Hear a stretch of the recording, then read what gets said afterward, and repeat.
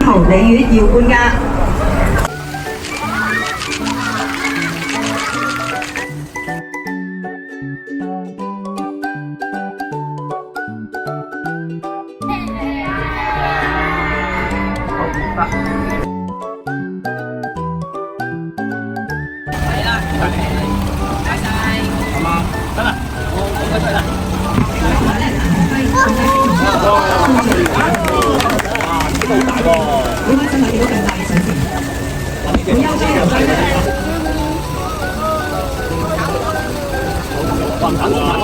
社區嘅精神都帶到去香港做工作咧，或者接觸社會嘅時候咧，係有好大嘅益處，咁可以咧喺社會上做一個咧有用嘅人。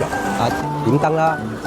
仲有大型啲嘅太平清醮啦，呢啲都係我哋而家喺新界區嘅傳統習俗嚟嘅。我頭先講你學生灣一睇到精氣神滿滿，哇個個咧都係好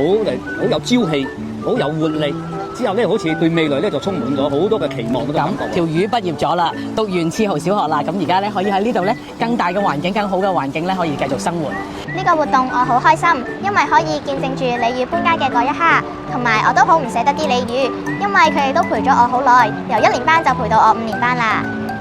我好開心可以參加到鯉魚要搬家呢一個活動，因為呢啲要陪到我哋咁多年啦。佢突然之間要去一個環境比較大嘅地方，而我哋嘅學校以前相對係比較細，但係佢哋突然之間搬咗過去，我都有啲不捨。因為佢哋都陪咗我哋好多年，由我哋慢慢成長，